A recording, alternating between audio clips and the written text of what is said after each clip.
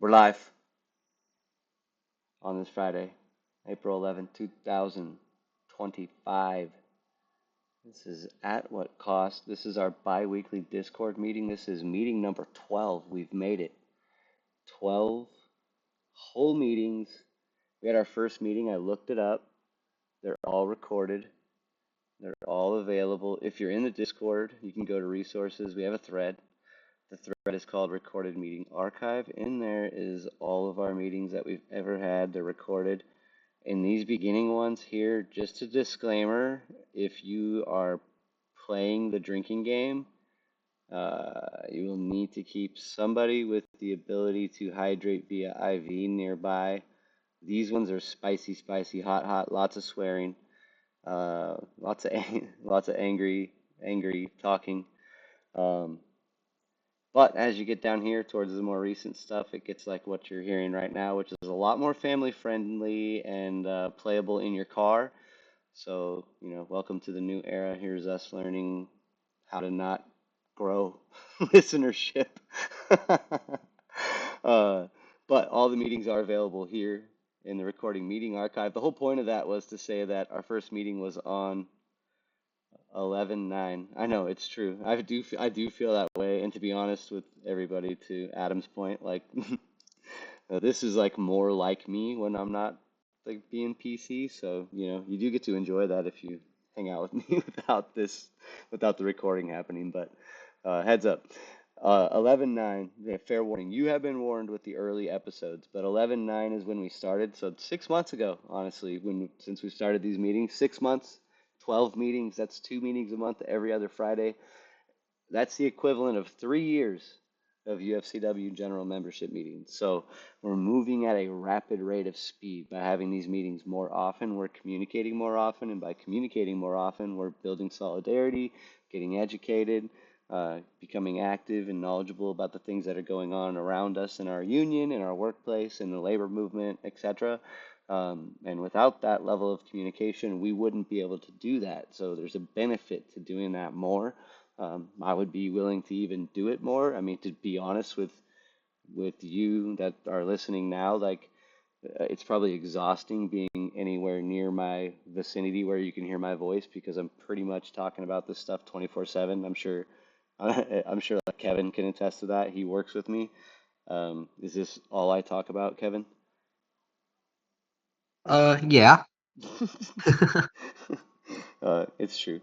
Uh, I get it. It's probably exhausting. It's probably a lot, but it's important. I think it's important, and it's beneficial to me. It's been beneficial to me because it's helped me, learn a lot in a short period of time. So um, I say that and I bring that up just because, like, the level of times that we meet and get together as a union on an official status is on purpose. It's by design. Like, there's people that have a choice in that matter, and they have chosen for 12 meetings to take 3 years.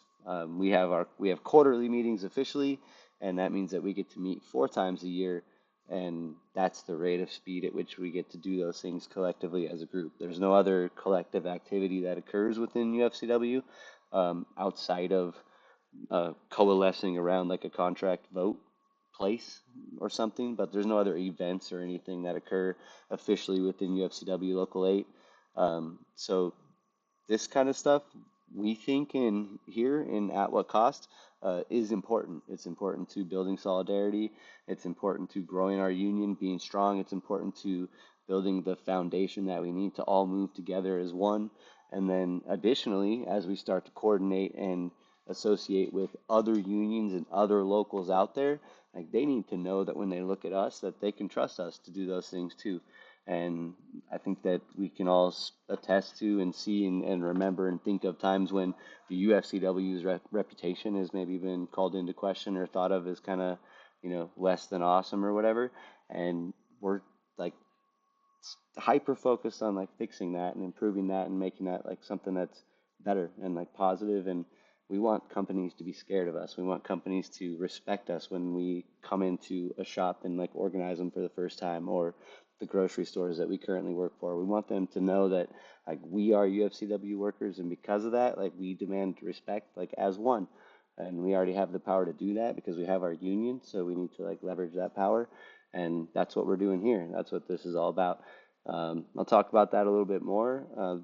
Part of the reason I'm talking about some of that stuff in a little more detail early on is because we have a lot of new members and new people that are coming to the channels and to the social feeds and looking at the videos online on YouTube. And so I just want to kind of say up front that like, that's what it's all about. It's nothing like hostile. It's not like a poison or toxin that's growing within the UFCW or anything like that. It's a revitalization caucus that wants to make the UFCW, specifically Local 8 Golden State, as strong as it can be. And we'll talk about that some more, but like right now, just shout out to everybody that's been attending the meetings.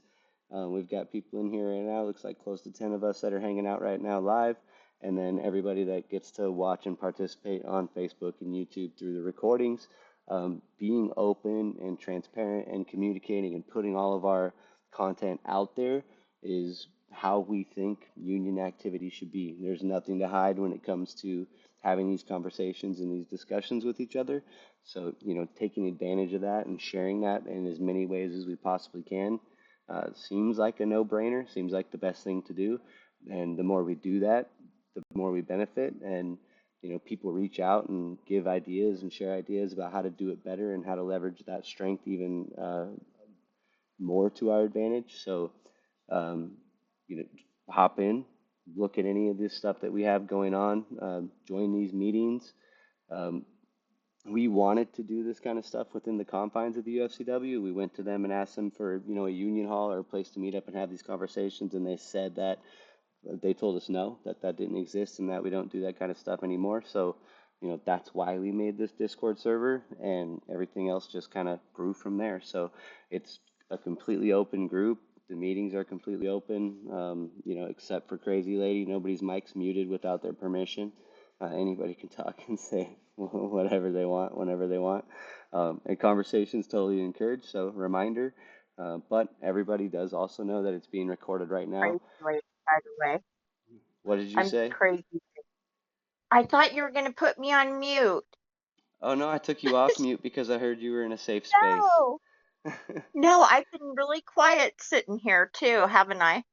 Yeah, you've been doing a wonderful job. But if you want to say something, I want you to be able to. So I mean, unless Right. you want me to mute you, I'm not going to mute you. That was only while you were trying to listen while you were working. No, please mute me. Uh, you got it. All right, you're muted. We do have this portion at the end. It's called open mic. So if you have something that you want to come and talk about, there's people that have stuff to say but are intimidated by it being on camera and being available for people to hear later on. That's what this is for. It's for you to be able to have those conversations with your coworkers. You can talk about a situation that happened at work with a manager, things that are, contract violations or potential grievances. If you don't want to discuss that kind of stuff on mic, then that's what this portion of the meeting is for. We talk about that and we talk about it up front because our union, UFCW Local 8, has refused on multiple occasions to make our meetings, the 4 meetings that they have a year, attendable via a virtual method like Zoom or Discord or anything.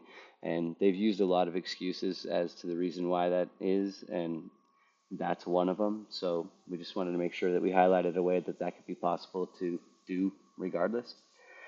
Anyways, let's move on with that. Just a reminder that anybody can speak anytime they want freely. And with that, we will start to move through the agenda. We have our social media engagement update. Discord server continues to grow. 4 new people have hopped in. Shout out to Kathleen from 770. Adam invited her, I believe. It is awesome to see some of the people from some of the other locals hopping in. And Adam, if you don't mind, if I could throw it to you, why are you bringing people in from some of those other locals like 770 and 324?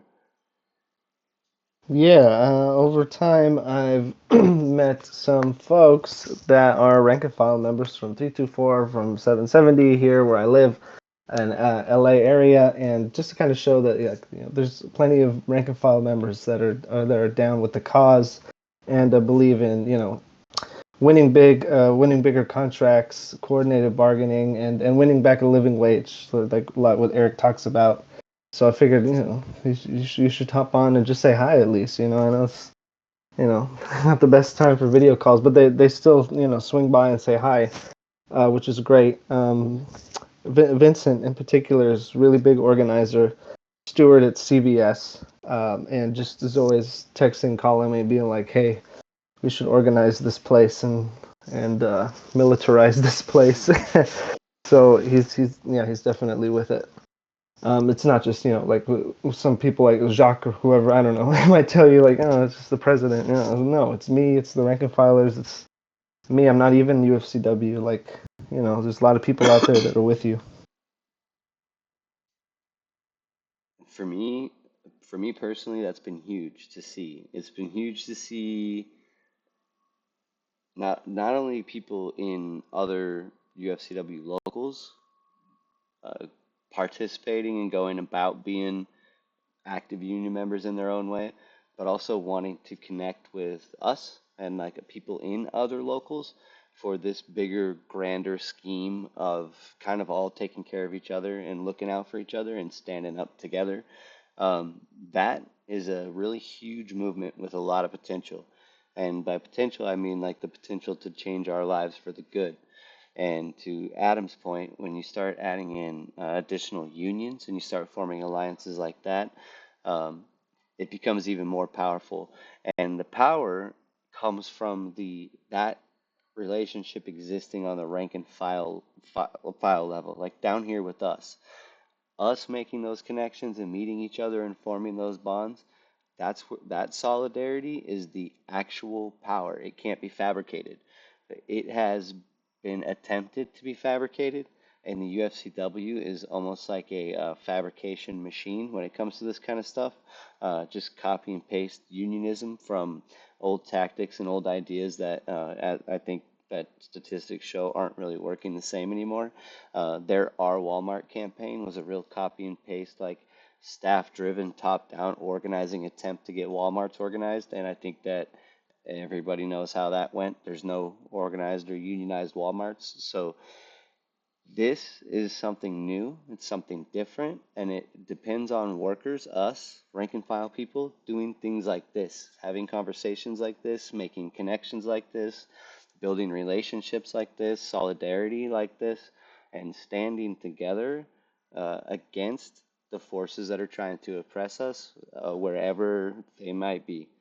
And I say that intentionally. So, shout out to Kathleen from 770, Matt 324, Adam obviously SEIU. It's awesome. The Teamsters that are out there that are supporting us. You have CW7, who we went and struck with, 3000, who continues to kind of show the way and what an open progressive local can look like.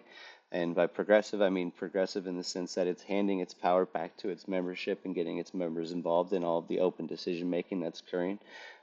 There's a lot of other union locals within our own UFCW that are paving a new path forward. And at what cost is a group of members does that believes in those things. It believes that the power does truly lie with the members and that UFCW Local 8 has a lot to gain from recognizing that at a leadership level and implementing it at a rank and file level. And we're here to do whatever we can to make that happen. And everything we do is in an effort to help move that cause forward. And you'll see that as you continue to interact with us and hang out with us through all these activities. So anyways, that was a long way of saying shout out to the 4 new Discord members. Contact form updated, 2 new people, we're up to 75.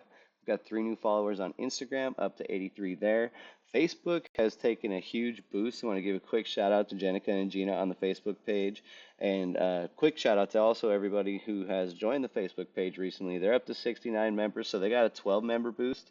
That is awesome to see everybody going. Jenica's got a post up here. This is cool. This is actually, it's cool to see this. This is from uh, our trip to the general membership meeting. So before we went to the general membership meeting, that would have lasted 20 minutes had we not been there to ask all the questions we asked.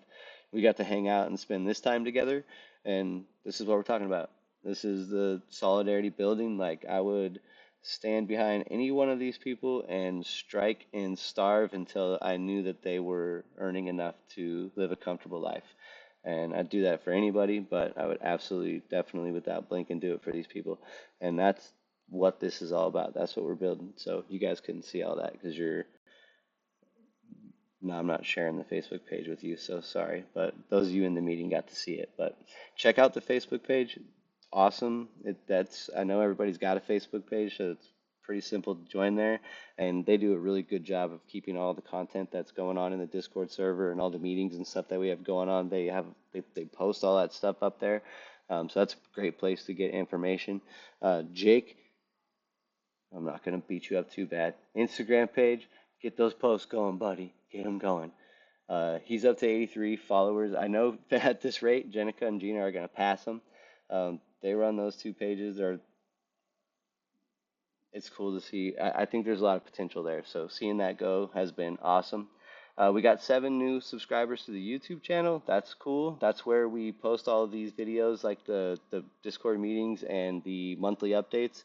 So if you want to stay on top of those things, just go to the YouTube channel and subscribe to it. It's my YouTube channel. I didn't create like a different Google account or anything. I just use my same Google account. So just a heads up there. It's not affiliated with like at what cost specifically, but when you see these things posted up on there, obviously that's where it's coming from. If I ever wanted to like talk about other union stuff or like more broader label, like broader labor movement type stuff, I might put something up on that channel, but I don't think I would necessarily do it under the at what cost label unless it was something that people that were in this group like wanted to see created as that type of content. So just a heads up there, but you can find all that stuff there. All the videos are there. Feel free to like and subscribe on the channel and leave any comments that are going on there. Nobody's commented on any of the videos yet, but if anybody were to start a conversation there, I'd be happy to interact there as well. I am not on Facebook other than to be able to view it through my wife's page. So I do most of my posting and stuff in the Discord channel. So just a heads up, like that's where to go if you really want to get like involved in everything that's happening, like as the conversations like happening live. The Discord server is the place to be, and then wherever any other social media platform that you use that you want to hang out on. If there's not an at what cost page and you want to make one, then go right ahead. Like this is, if you believe in the mission that we're moving forward with as rank and file UFCW members, and you want to join the group and make a Snapchat or something I'm not aware of, go ahead. Nobody owns this. You can do it if you want, and I would love to participate in it if I have any way to do so. So heads up there. Moving on, just a heads up because I do know we have some new people that are watching these videos and joining here. Just a reminder that At What Cost is rank and file UFCW members. We started the group and voted on our name and have been hanging out here, like we said, since at least we made the Discord server in June or July of last year, and we started having meetings in November. And our goal is just to help UFCW Local 8 become the strongest, most educated, activated, and engaged UFCW in local history. I have been kind of thinking about it, and for those of you guys that are in the meeting live right now, is like I've kind of started thinking about it almost like a competition, and I know we're like starting not like at the front of the pack or whatever. There's people that are way ahead of us in terms of like reaching these goals. But the idea of like, hey, we want to be the best, like we want to be the strongest, we want to be the most active, we want to be, our meetings have the most members show up, like that kind of idea, and friendly competition. It's something that managers do with each other on like a store manager level, and you can do that in a really positive way. It incentivizes me, the friendly competition, to push and drive. I noticed a drive to get people into the Facebook group when Jenica saw how many followers were on the Instagram page, for example. So that kind of thing is fun for me. So I think that UFCW Local 8 has the potential. I work with all these people. They're my brothers and sisters. I think we have the potential to be one of the strongest and most active and energized UFCW locals. Um, and so that would be a fun thing to try to achieve. And that's, you know, for at what cost in a general sense, like that's what we're trying to do. We just want to be what the idea of an excellent union would be. And I think that a lot of UFCW members like feel like they're being let down in that sense, or they're being left behind in that sense, or not enough is being quote unquote done for them. Um, One of the memes that we like to reference is like considering your union membership as a Netflix subscription, like you pay your union dues $17 a week, and so you expect that you get all these goods and services in return, and you don't necessarily feel like you're getting those goods and services in return. That's partially because our union runs on a service model, so they're actually just sitting there waiting for you to come to them. They don't come to you with anything. They just provide a service when you request that service, and beyond that, they're just there taking your dues. That's by design. That's their intention, and we intend to change that by doing the things that we've been talking about so far all night, and by the things that we're doing. I highly recommend you check out the last meeting where we attended the last Discord meeting where we went to the general membership meeting. Then you'll hear us talk about a lot more directly some of the things that we think would be beneficial to staff, and unfortunately their response to that, which spoiler alert, was a lot of no's. Um, Ultimately, our goal, and we're in the heat of it right now, and we'll talk more about it, is to win strong contracts. That's the point of having a union. Um, Everybody gets all bent out of shape and butthurt when contract negotiation time comes and we start asking for raises. All of a sudden, the conversation becomes who deserves it and why, and how much do you think you're worth? And quite honestly, that's extremely offensive when people are struggling to survive. I mean, when 60% of the American population is living paycheck to paycheck, it's really offensive to ask someone how much they think they're worth.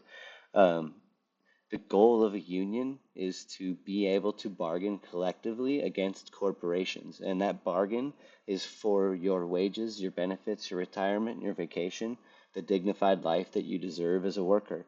The reason that you have to collectively bargain for those things is because corporations don't want to give them to you. They want to take as much as they can from you and turn that into profits or benefits for owners and shareholders and through dividend payouts or stock buybacks. That capital gets taken away from the worker and pulled up into the owning and ruling parties of the corporation and then spread across the top. Unions exist to try to keep a fair share of that for the people that are actually generating the value. Your union, the purpose of your union is to give you the collective power because as one person, you can't do that. Your company could just get rid of you anytime you tried to do that. Or they could do things like only favor a specific class or type or race or gender or your social status type of person. And a union helps protect against that. Unions fought very, very hard to get us that right.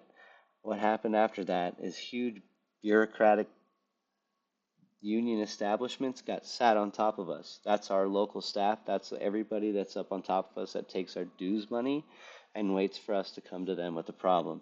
They're so, so massive and huge, and they're so dependent on just this thing never stopping that they're scared to make any types of changes. That's why we as members have to move in a direction towards change when we feel that's necessary. The reason that we feel that's necessary is because our contracts have gotten worse and worse over time against the cost of living to the point where now the base pay is very, very close to the minimum wage. We should, as workers, all workers, non-union, all workers, we should make a living wage for the work that we do. That doesn't happen by default. When you have a union, it should happen by default. And then everything else you get should be above that.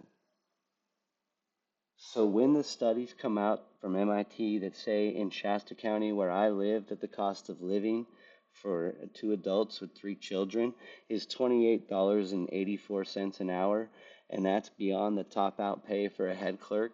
We're not making living wages. That should be the starting pay. And then all the experience and knowledge we gain, connections we gain with our neighbors in our community, the abilities that we gain to provide food safely, quickly, efficiently to the community every day, that we gain our wages beyond the cost of living because of that. Not up to barely the cost of living if we dedicate 10 years of our life to the company. The cost of living keeps accelerating beyond that. We'll never win that race. We as members, rank and file members, have the ability through our collective action to control the outcome of these contract negotiations. We ratify every contract. We have the ability to tell our UFCW staff to get back to the table, that we do not accept the deal that they tell us we have to take. And we have the collective ability to stop working. The reason that they don't want us connecting in the way that Adam and others like myself and everybody in At What Cost is trying to achieve is because it makes it easier for them to control the outcome and keep us where they want us and suppress us to the point where we end up taking bad contracts, dollar raises every year that do nothing against the cost of living, barely keep us alive, keep the legacy contract people happy with triple time on the holidays, and on and on and on we go. It's a slow boil towards poverty while a private equity firm strips our company of billions of dollars of profit and spreads it to shareholders. And we have the power to stop it, but we have to continue doing the things that we're doing here with At What Cost, which is holding our union staff and leadership to a higher standard. And that's totally fine. They have referenced that as infighting. They have came to members and said that the infighting that we're instigating is exactly what the companies want. And I will tell everybody that's hearing this message that's antithetical to what's actually happening. And you sound like the company when you say stuff like that. The company does not want this to be happening. They do not want us having these conversations. They do not want us forcing our union staff to push for higher wages. So that type of rhetoric is not helpful, and it's also not accurate. It's an attempt to, again, suppress a movement that is a movement towards collective action, collective growth, and collective solidarity. And I highly recommend, again, that staff and leadership that are listening to this, I know that it's being listened to, that they come into these meetings, into these rooms, and become a part of what's going on, because it would unlock an infinite amount of power in our favor and in our direction, and it would be an extremely reassuring and trust building for us as rank and file members to see that you have our backs. But also, B, it's happening whether you want it to or not. So it gets really weird when you continue to put roadblocks and speed bumps in our way that we have to continue to overcome. And unfortunately, it kind of makes our case. So just a heads up, like this type of stuff, like this type of participating, it's what we're here to do. And I hope to see it continue to grow. I hope that people that hear this, that think that it's something that they've wanted to do. I know there's a member down in Sacramento who's connected with me recently through a workshop with the essential workers who's listening to this right now, who went to union meetings. We missed them by one meeting. This person was going to union meetings, but they were the only members showing up, so they stopped. And we just recently connected, and I was like, dude, we were at the next meeting. You missed us by one. So shout out to you, bro. You're down in Sacramento. I don't want to give your store number out just in case you're not ready to reveal yourself, but Safeway employee. So in the same boat we're in. This isn't going anywhere, guys. So get on board. Or start your own group and start sharing your ideas and start participating in your own way. Or join union staff and start pumping up the union from within. However you want to do it, just do it. But when you start seeing people from other locals and other unions connecting like they are right now, if you're anything other than inspired, like if you're intimidated or you're, scared, or if you think it's fighting, you might want to consider like where you are in the equation because I'm not sure it's on the right side. Anyways, moving on. I'm sorry for rambling right there, but I get really excited. It's really motivating and inspiring to see things moving in this kind of a direction. Um, I watched a video from Local 7.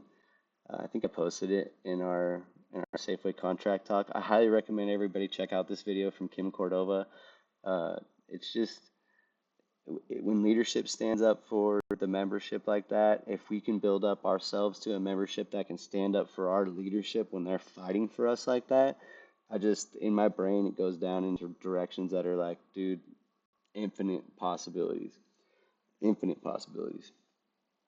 All right, moving on. Important update, Safeway contract update. Some of you've gotten texts, some of you've gotten emails, some of you even got a personal visit. What? But only one store got a personal visit. Very interesting communication strategy. Um, Safeway contracts expire tomorrow. We were supposed to have negotiations today and yesterday. The Safeway lead negotiator canceled those negotiation dates and said they were unable to attend. Um, that means that we're going to move into a contract extension. That contract extension is going to be a day-to-day extension. Either side, either party can cancel the contract extension with a 7-day written notice, and then we would be off contract.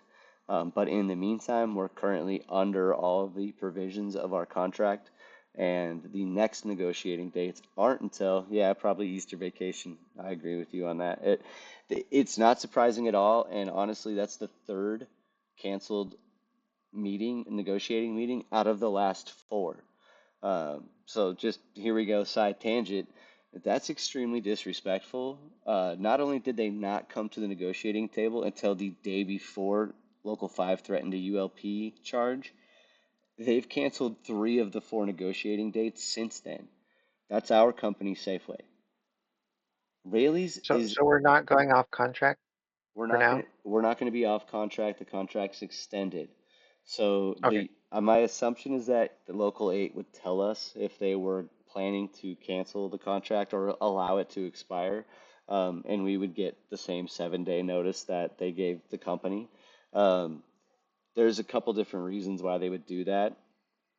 One would be as if they were planning to strike. So I don't think they're going to do that. I think they're going to extend it for as long as it takes. So I wouldn't worry about that necessarily. I don't have any insider information, so anything can happen. But just know that while the contract is extended, you're still covered by everything under it, including your benefits. So that's one of the big things about that. And to our union, if they were to say like, hey, if you let this contract expire, you lose your benefit coverage. That's why you build up a fund that you can deploy in situations like this to help cover that during those times for your employees. It's totally possible. If you were to ask your membership if they wanted to build such a structured fund, I'm sure they would love to. And then you could report on the amount of money that was in that fund on a quarterly basis, and they can know that they have healthcare coverage protections if they were ever in the need of leveraging their collective action. Our union as a structure has the ability to create things within it that make it easier for us to leverage that collective action. One of those things is strike pay. Whether or not we get paid when we go on strike is built into our union bylaws. It's built into the structure of our union. And the way that we have to currently do that is to ask our international union for money to be paid to us if we were to go on strike. We have to be on strike for at least 8 days, I believe, before we can even get strike pay. So they force us, there's like a forced level of struggle before we can even access strike funds. I would assume that 100% of the membership would vote yes to deploying a certain percentage of funds to a dedicated strike fund, and that we just continue to build that strike fund and can feed into that strike fund so that we had robust strike coverage so that we could feel comfortable going on strike. I would assume 100% of members would vote yes for that. However, we are in this situation. So those are things to think about as we do become active union members, because those are things that we have the power to change. One thing I would like to change if I had the power to do it is I would like first day strike pay like the Teamsters have. They get $1,000 a week when they go on strike. That's more money than I make in a week. I would feel very comfortable striking against my company if I knew I had the support of the Teamsters behind me. That's why Teamsters get strong contracts, because companies don't want to have them striking against them. It's not that hard to understand when you break it down like that, but they do a lot of mental gymnastics and a lot of work kind of obfuscating that and hiding that from us, and then they go and just brainwash us and make us think that that's not even possible, and that we're just dreaming too big, or like we've heard specifically, that we're not even worth it, so why even bother trying? Um, so contract extension negotiation dates are not until the 24th and the 25th. So we've got a couple weeks. That is exactly that, a couple weeks away. Thursday and Friday after Easter, they are scheduled to return to the negotiating table. So we'll see what happens there. This is the time to let your management know that you're not happy about Safeway dragging their feet on your contract. Uh, I'm not telling anybody to break any rules or anything, but if you think that I work as fast as I do on a good contract as I do on an expired contract, you got another thing coming. If you think I'm going to do the job of 3 people on an expired contract, you could think fucking twice, dude. Oops. You could think twice. I'm doing my job, and I'm doing my job at a pace that I feel comfortable with. And everybody do what you're going to do. I'm going to make sure my manager knows I'm not happy about my expired contract. I think it's very disrespectful that my company won't come to the table and bargain with with my UFCW leadership, who swears that they're in there fighting for me. And that's the way we're going to do it. So, no electronic devices, Kevin. You know that? Yeah, that's actually a really good idea. In the chat, Jenica just recommended a negotiation cancellation fine. That'd be an awesome idea. What if they had to pay like $25,000 for not showing up to negotiations? I bet they'd be there every time. Uh, it, so funny. There's so many things that we could do, or even just creatively even think about doing, and they would just be like, "Who are these people?" Um, Again, talk to your manager, talk to your union rep, let your union rep know so that union leadership can let the company know we're not happy being on a contract extension. I personally feel like it's disrespectful. What's the point of an expiration date if the contract's not done by then? I feel like we should be threatening to strike on the other side of that as a reason to get it done by then. There's no reason that if you just need to start earlier then. You didn't start early enough. That's what happened.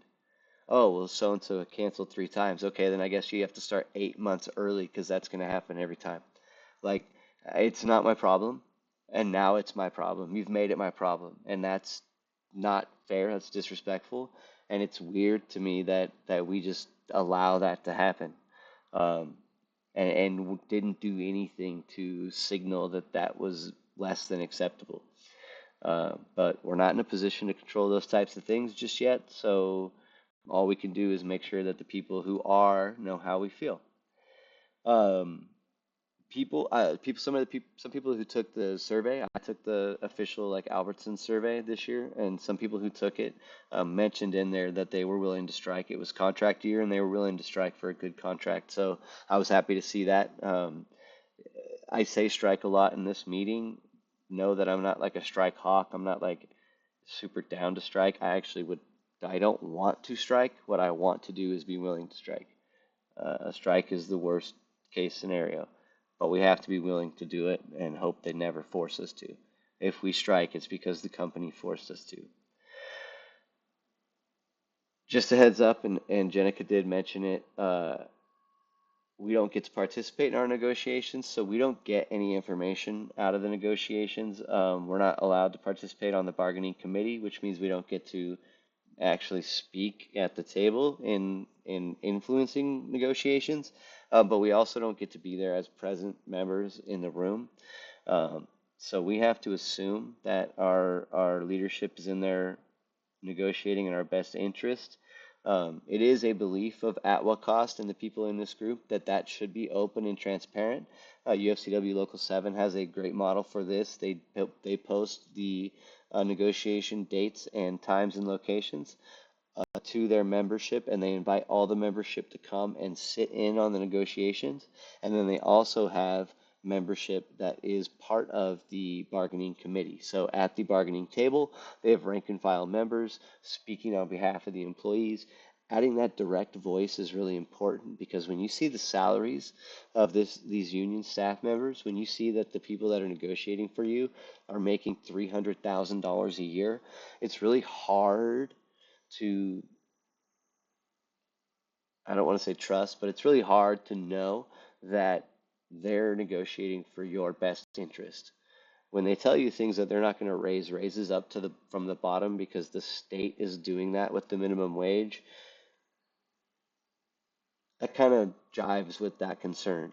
I think if rank and file members who made close to minimum wage were sitting in the room and hearing that talk, they would not be happy with it and they would demand more.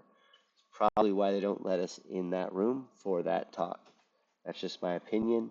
I don't know, but we would like to move as in a group and as at what cost. We would like the UFCW to move in a direction that does allow us to participate, either through being in the room so that we can witness negotiations at the very least, and honestly, allowing rank and file members to be either elected, ideally elected, or appointed to the bargaining committee.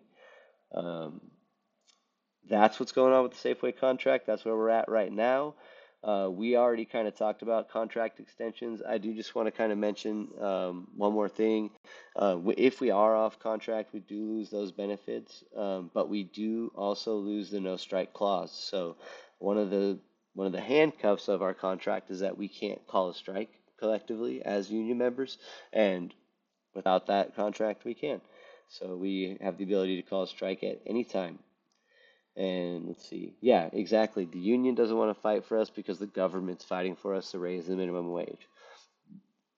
To me, that type of talk, and tell me if you disagree, that type of talk is like makes me feel like I don't need the union. Like if you're like the government's taking good enough care of you, what do you need me for, bro? It's like weird. It's super weird. You're supposed to lift us all into the middle class. That's your goal. So if the government's racing up the bottom, then you got the race is on. When my union rep said trucks are $100,000, how much do you want to make? My response was that that's not my problem. I don't care how much trucks are. I care that I can't buy a truck. The cost of things don't matter to me. Whether or not I can get them matters to me. Your job is to help me get them. Unless you have a magical way to reduce the price of trucks, I think we should work on snagging some of that capital that's getting stolen from us back from the people that are stealing it from us so that I can buy a truck. They have 5 trucks. I have 0. Yeah, it's called union liberalism. That's what people are kind of calling it now.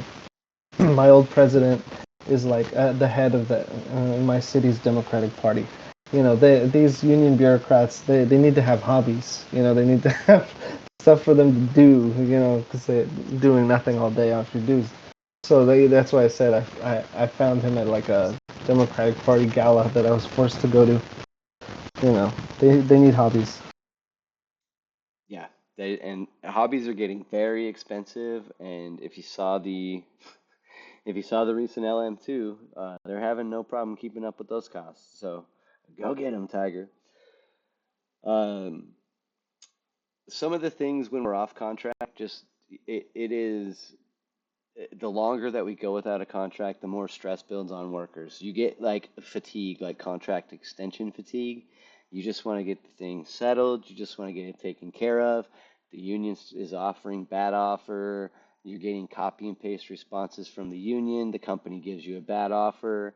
oh, they didn't give us our information. Now they did, but they didn't move here. Now they did, but they went backwards here.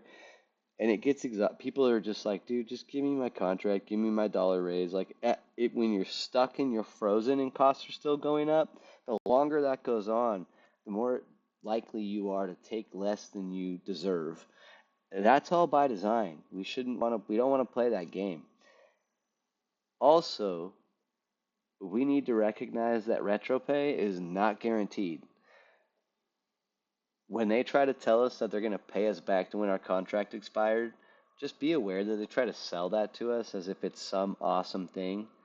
You owe that money. The contract expired a long time ago. That money's owed, but it's not guaranteed.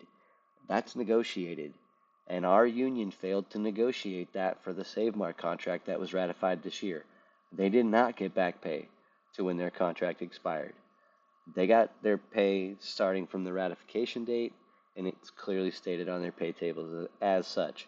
So I also, now that we're in extension, my expectation is that any raises are backdated to the 12th.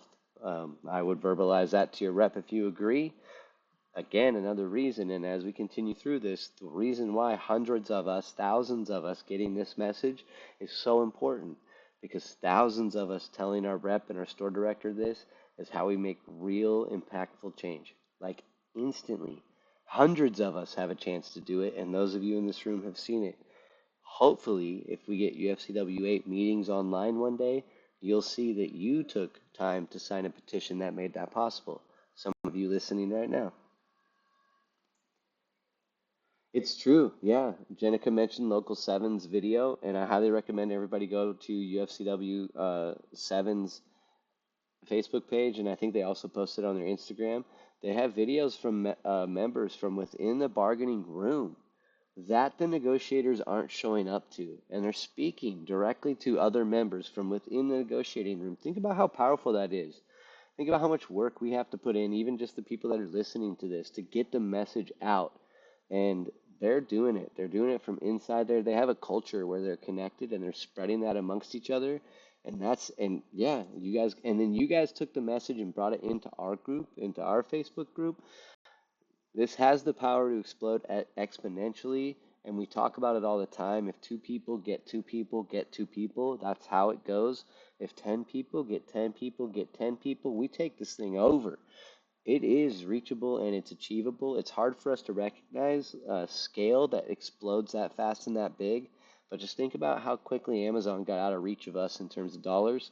We can do that to them in terms of people power. They have nowhere near as much people as we have, nowhere near as much people as we have. We can do this. So shout out to Seven. Shout out to the members in Seven. If any of you guys happen to hear this, I don't know why you'd be this deep into a local 8 meeting video, but if you do, you guys are an inspiration. Jenica's sharing those videos, you guys sharing those videos, that stuff pumps me up.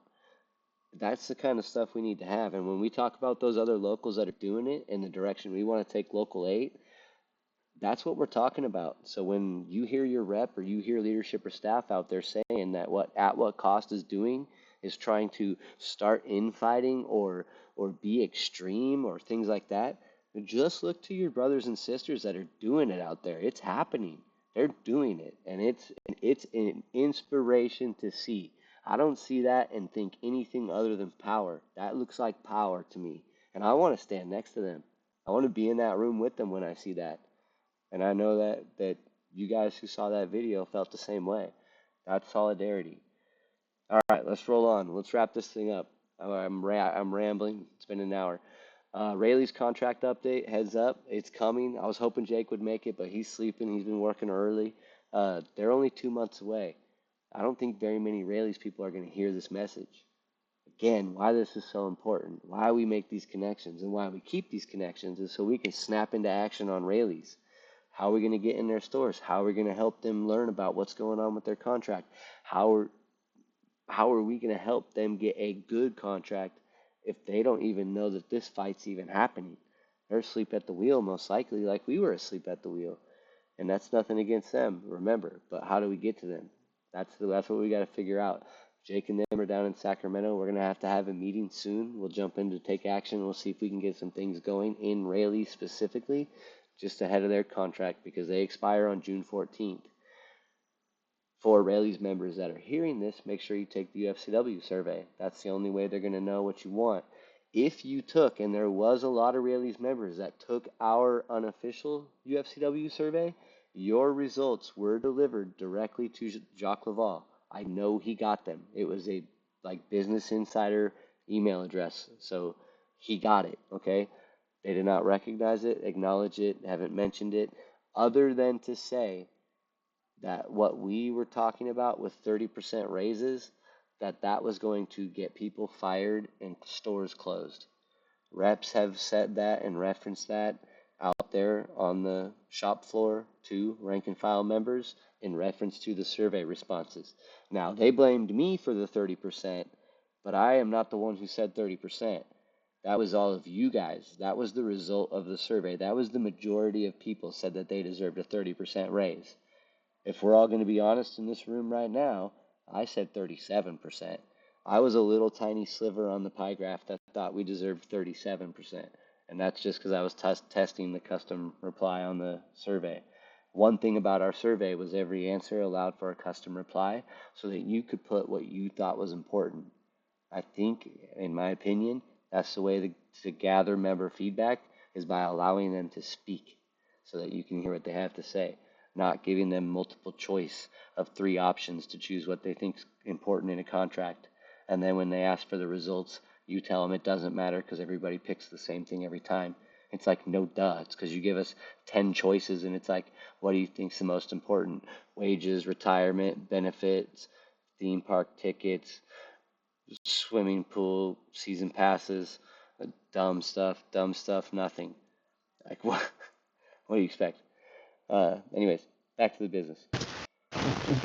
Promising foreclosures. I mean, saying that a raise is going to at least lead to closures. That's like a ULP. The union needs to be slapped with the ULP. Yeah, dude. Then Adam, dude, not to be like this isn't hyperbole or anything, but I think I've witnessed at least 3 or 4 ULPs from my union, and I've told them at least one time that if they didn't stop, I was going to file a ULP charge against them. And the the propaganda that would come out of me directed towards the the union getting a ULP charge filed against itself by its own member, that's so embarrassing, dude. And they instantly backed off of that when I said that, but the the reality of the situation is that there's a certain level of there's a lack of professionalism and education that exists within the structural organization of the lower levels of both the retail business within management and the inner structure of the management bodies of the retail and the representatives of the union in the lower staff level.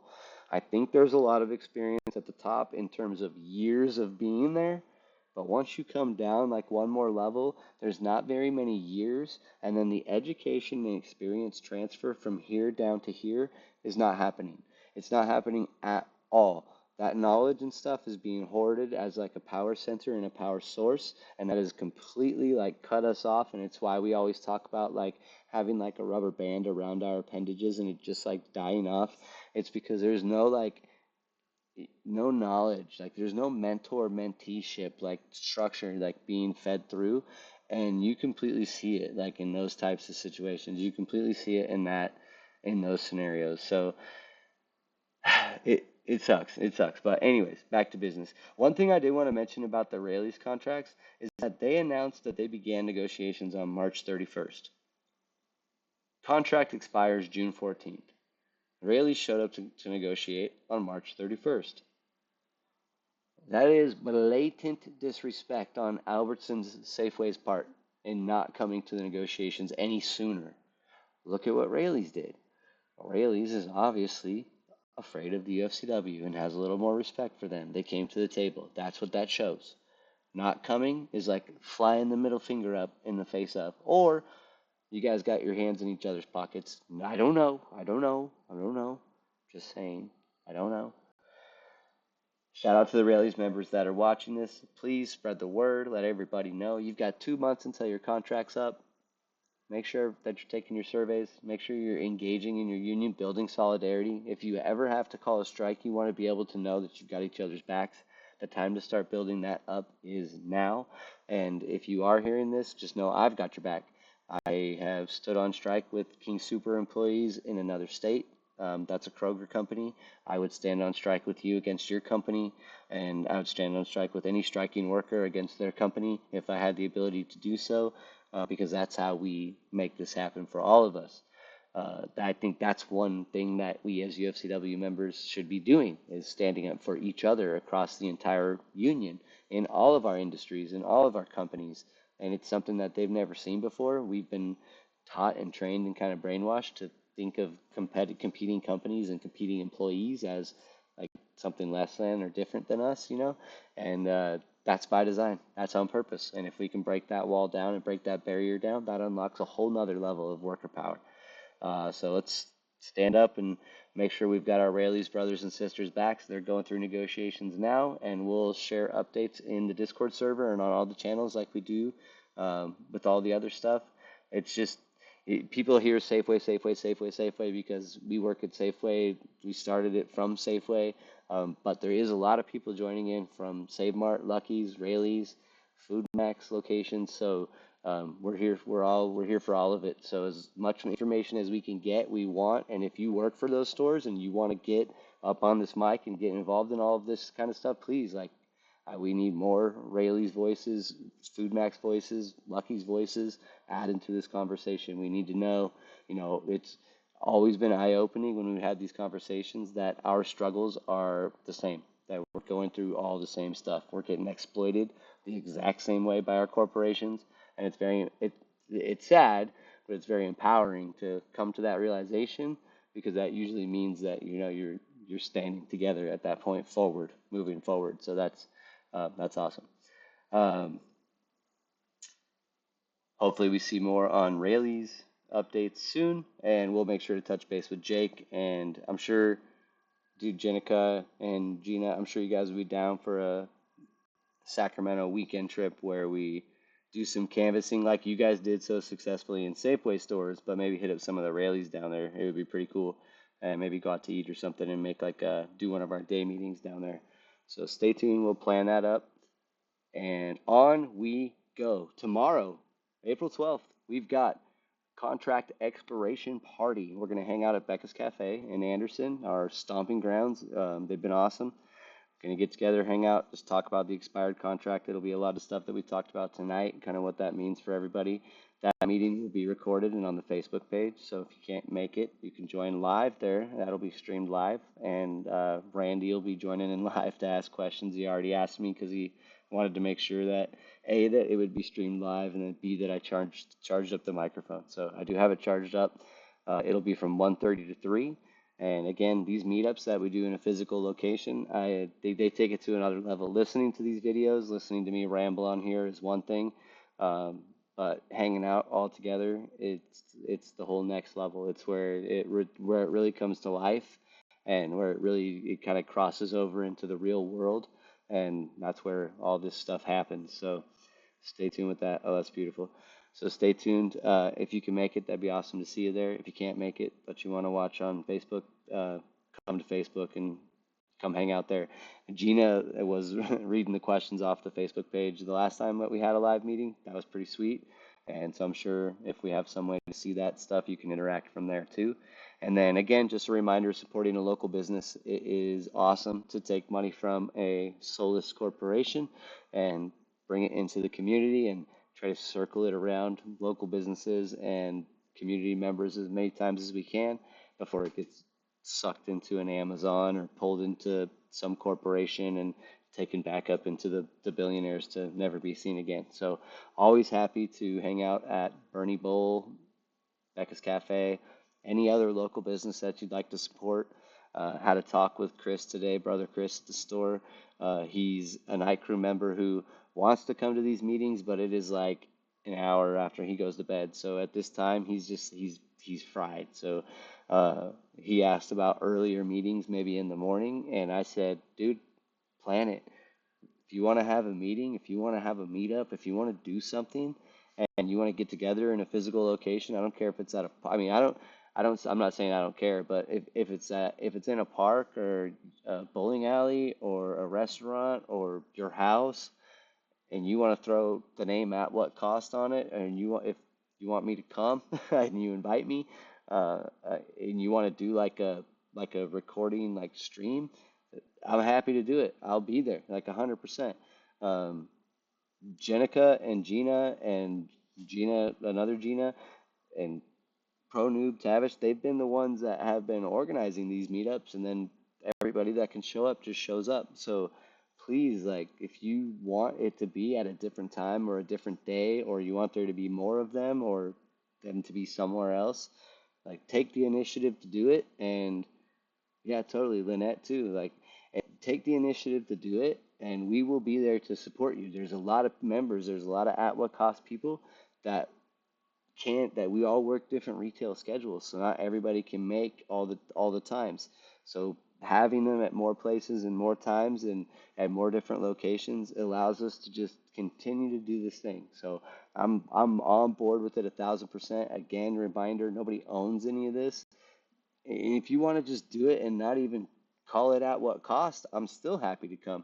Uh, I was leaving work the other day, and some of the guys at work were going to be playing basketball after work, and they just like threw out. I think one of them just threw out a casual invite, not thinking that anything like I was going to actually do it. And I went and I grabbed my son, and we grabbed the basketball, and we went to the basketball court, and we played basketball. They didn't consider that a union meeting. I considered it a union meeting, and it was awesome.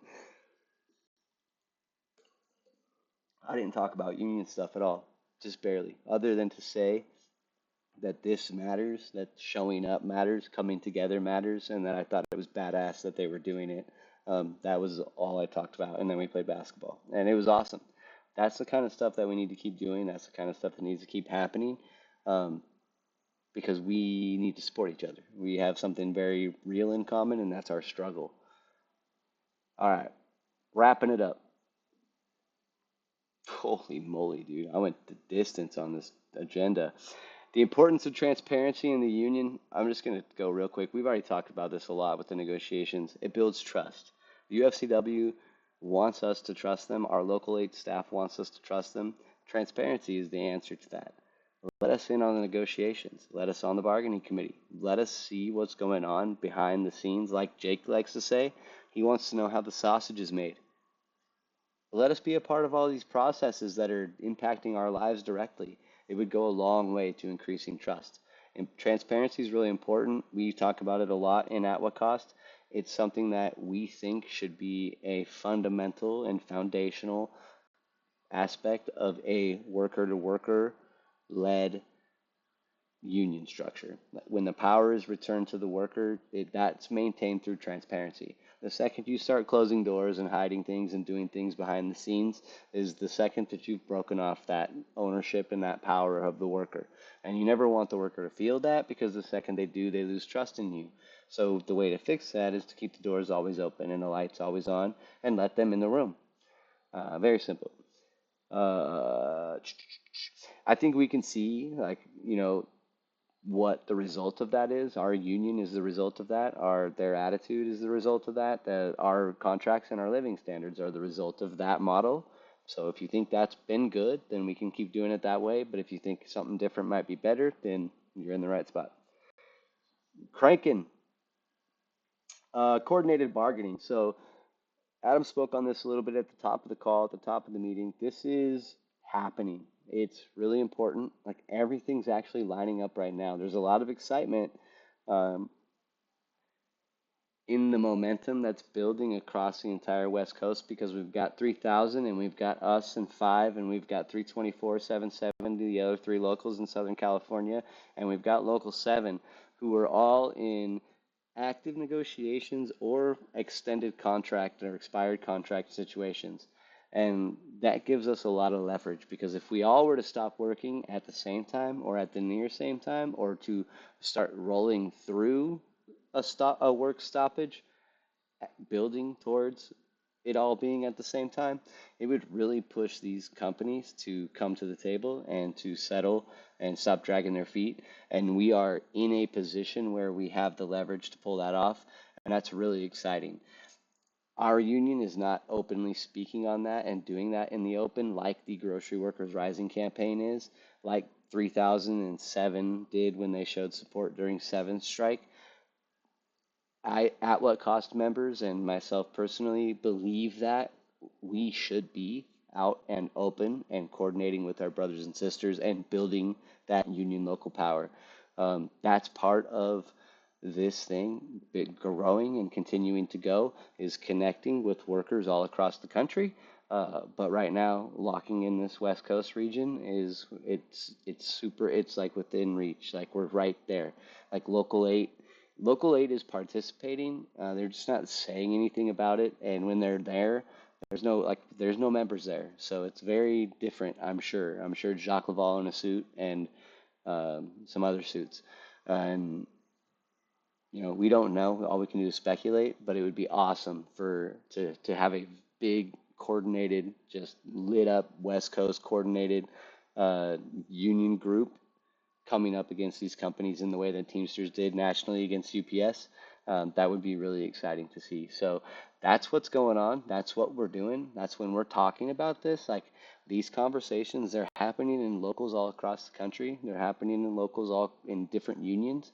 Workers are kind of waking up to the power that they have. They've been inspired by Amazon workers and Starbucks workers who have taken matters into their own hands and built their own unions from the ground up with nothing. It was a long time before structured union organizing got involved, like these big labor unions got involved, and their involvement was primarily through resources in supporting what these rank and file members were building on their own. And that is the inspiration that has kind of led to the kickoff and the spark of this worker to worker movement. And at what cost is that budding from within an already existing union, the UFCW, following the TDU model and trying to revitalize our union into something that can take the power, this massive power that it's accumulated, and hand it back to the members so that they can leverage it to improve their lives. That's a wrap. Share this with everybody that you think might want to hear it. Solidarity forever. The more we do this, the more the bosses get scared. We do not have to worry about having to do it now. I know that the contract is expired. I know that's a stressful time. Breathe deep. This fight never ends. The second we think it ends and we put our feet up, we end up right here where we are right now, with no pensions, multi-tiered contracts, and below living wages. Generations before us fought this fight, and then they put their feet up. They relaxed. So chip away, chip away, chip away. Corporations did at the souls of the working class. They've eliminated the middle class, and now we have had our backs pressed against the wall to the point where we can't survive anymore, and we're fighting. The fight that we're taking is to the companies through our unionization. Our solidarity will win. We have all the time we need. 2028 is coming. If they haven't caved by then, we will walk on the general strike. The UFCW will be ready in 2028 to support all working people across the country. And it starts right here, right now, with worker to worker organizing in these meetings. Thank you, everybody, for coming. Our next meeting is going to be on Friday, April 25th at 9 p.m. You can hit interested in the Discord server to get a reminder when the meetings go live. The agenda comes out for the nerds the day of, so you can read it. It's exciting. And if you want to call the meeting or hold a meeting or have a gathering, just do it. This isn't owned by anybody. I would love to attend and be there if I could. With all that, we're going on open mic unless somebody has something they want to say while we are still recording. Does anybody have anything they want to add to all of that? That was a lot of me rambling.